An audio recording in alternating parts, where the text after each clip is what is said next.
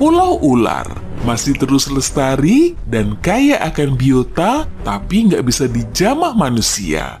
Pulau ini termasuk salah satu tempat yang wajib dihindari. Lokasinya 33 km di lepas pantai Brazil dan dihuni oleh sejumlah ular yang paling beracun di dunia. Ada yang bilang jumlahnya sekitar 1,5 juta ekor. Tapi bohong, kemungkinan cuma ada sekitar 4.000 ular berbisa di pulau ini. Pergeseran bumi telah membuat reptil ini terperangkap di situ sejak dahulu kala. Lama ini terhubung dengan jajaran pulau kecil di sekitarnya, tapi lama-lama ketinggian air laut dan pergeseran bumi memisahkan semuanya. Ular dan beberapa hewan lain hidup terisolasi di pulau ini. Kamu dilarang keras menginjakan kaki di pulau ini kecuali dengan izin khusus sebagai peneliti. Aturan ini bertujuan untuk melindungi manusia dari ular berbisa serta melindungi spesies ular langka ini dari campur tangan manusia. Objek buatan manusia yang ada di pulau ini hanyalah mercusuar untuk membantu kapal menjauh dari pulau ini. Setelah mercusuar ini didirikan, manusia nggak pernah lagi mendekati pulau ini. Tempat berbahaya yang satu ini memang buatan manusia, Jalan Yungas Utara di Bolivia sepanjang 69 km. Jalan sempit di sepanjang pegunungan ini menempel di tebing dan salah satu sisinya bersebelahan langsung dengan jurang. Kalau kebetulan lewat situ, coba deh intip keluar jendela. Kamu akan melihat jurang curam sedalam 600 meter yang seolah tak berdasar. Bentuknya memang melingkar, tapi kamu juga akan sering berpapasan dengan truk besar. Bisa berabe nih, karena lebarnya nggak cukup untuk dilewati 2 kendaraan sekaligus. Tiap tahunnya, sekitar 300 mobil hilang di sini. Belum lagi, batu yang sering berjatuhan, air terjun, kabut, dan hujan yang juga sering terjadi. Di Bolivia juga terdapat tempat berbahaya lain yang sebaiknya tidak kamu kunjungi, yaitu Taman Nasional Madidi. Taman atau lebih tepatnya hutan ini lebih dari 10 kalinya luas Taman Safari Bogor. Seluruh areanya dipenuhi dengan tanaman, hewan, dan serangga berbahaya. Sebaiknya jangan datang ke tempat ini tanpa ditemani oleh ahlinya ya. Gak seperti manusia, sebagian hewan dan tumbuhan bisa bertahan dalam keadaan yang kurang ramah. Pintu masuk menuju neraka di Turkmenistan sama sekali gak bisa kita kunjungi. Kawah yang menakutkan ini terbentuk saat ladang gas runtuh ke dalamnya sehingga melepaskan semua gas berbahaya. Karena itulah para ilmuwan membiarkannya terbakar agar tidak meracuni area di sekitarnya. Apinya mulai berkobar sejak 50 tahun lalu dan sekarang pun masih menyala. Suhu di dasar kawahnya sangat tinggi, tapi beberapa jenis bakteri bisa bertahan hidup di tempat ini. Bakteri ini memang sangat unik dan hidup di dalam api yang menyala-nyala. Pada suhu yang sangat rendah pun bisa loh tercipta kehidupan. Para ilmuwan menggali lubang bor sedalam 3.600 meter di es Antartika. Pada potongan es yang diekskavasi ini, mereka menemukan bakteri yang belum teridentifikasi. Kita belum tahu cara hidupnya di tempat yang punya suhu se-ekstrim itu. Terlebih lagi, bakteri bisa hidup di luar angkasa. Para ilmuwan mengamati adanya bakteri yang hidup di permukaan luar Stasiun Luar Angkasa Internasional. Mikroorganisme ini telah hidup selama 3 tahun dalam suhu yang sangat rendah serta terpapar radiasi surya yang sangat kuat. Dan canggihnya, makhluk ini tetap bertahan hidup. Kota bawah laut berikutnya tidak menyisakan sedikit pun ruang untuk berspekulasi, karena kita sudah tahu asal-muasalnya. Kota Singa. Kondisinya hampir sempurna, gerbang melengkung, patung, dekorasi pada dinding, bahkan struktur kayunya. Semuanya masih terjaga dengan baik pada kedalaman hampir sepanjang gerbong kereta api. Di awal terbentuknya kota ini, penduduknya begitu maju dan terkenal sangat kuat. Beberapa temuan dari kota ini bahkan berusia sekitar 1300 tahun. Pada tahun 1959, kota ini sengaja ditenggelamkan untuk membangun pembangkit listrik tenaga air.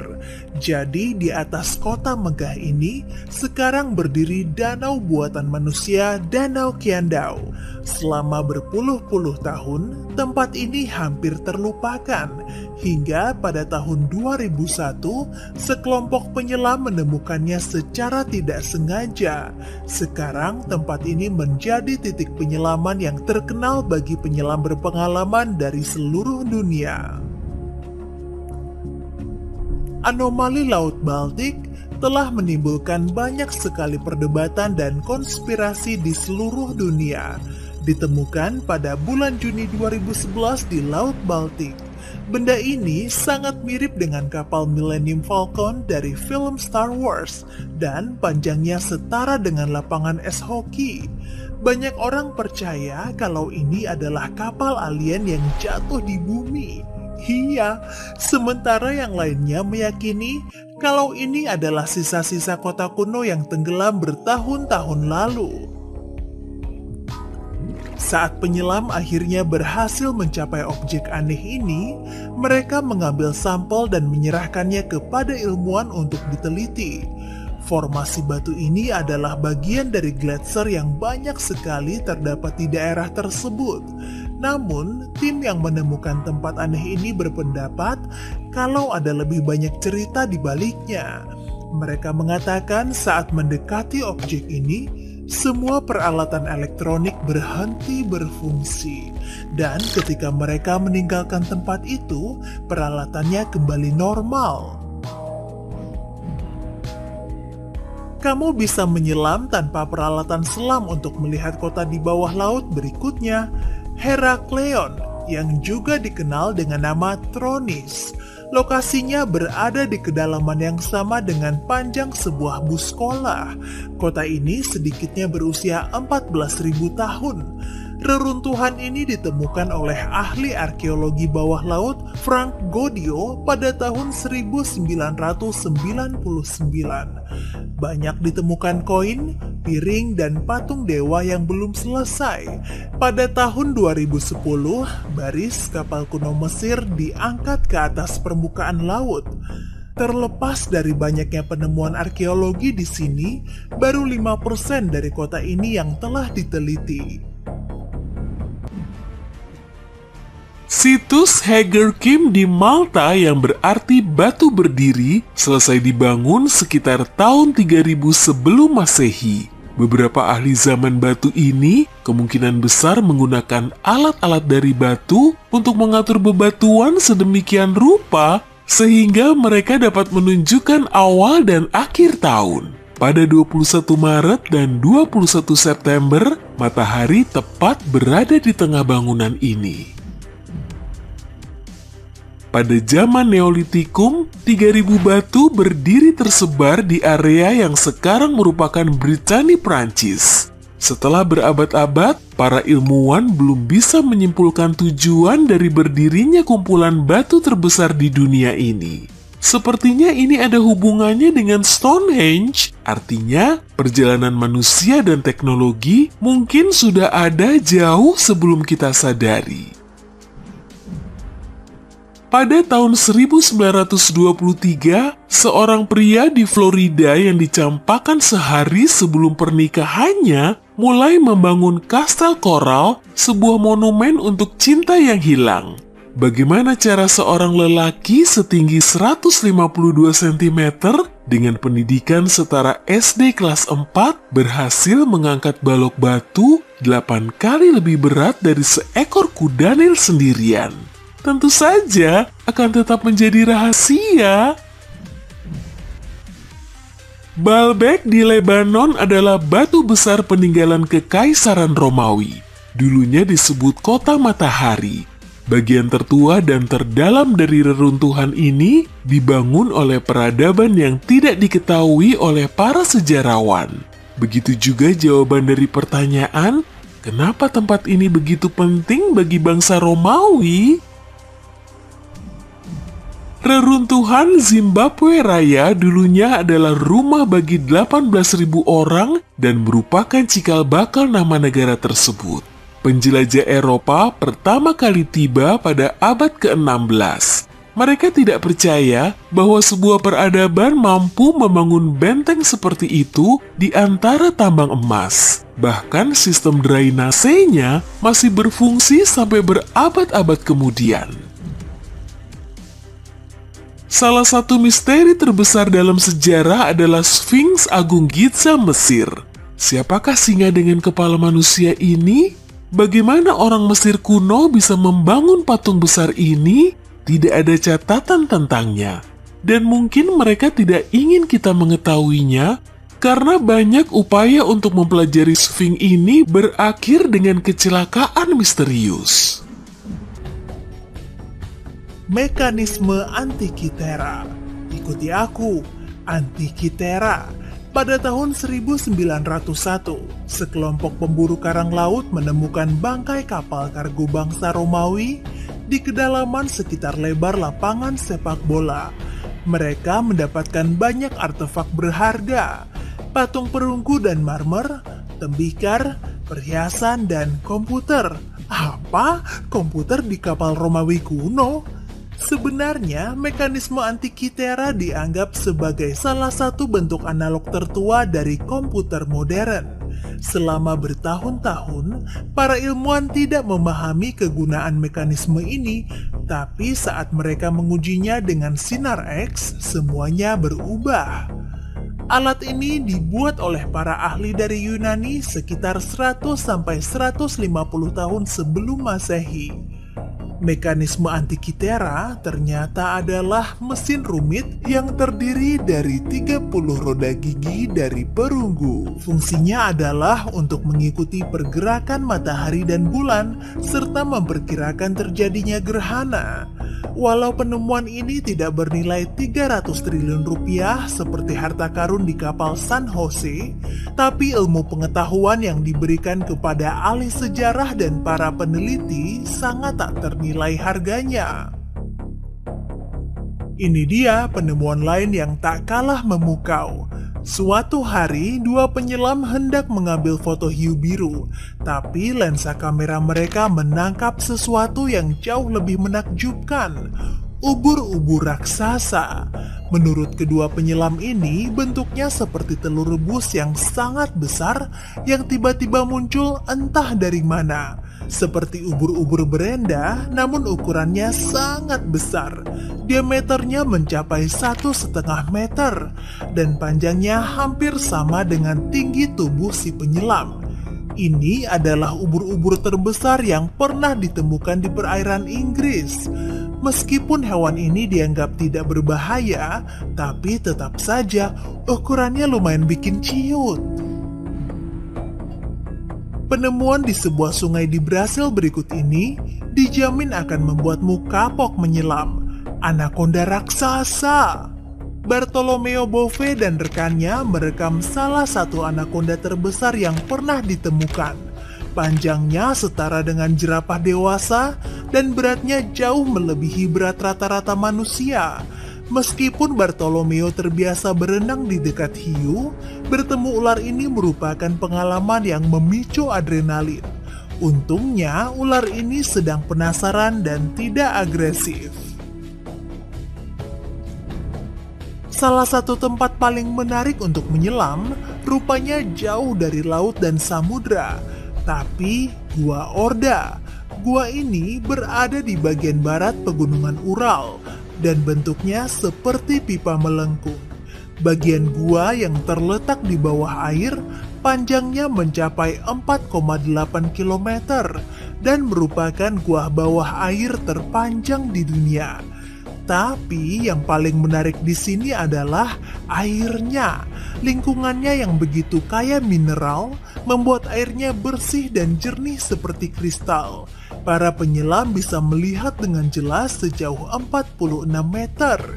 Ini artinya Gua Orda menjadi tempat yang sempurna untuk fotografi bawah air. Seperti gurita raksasa yang siap memangsamu.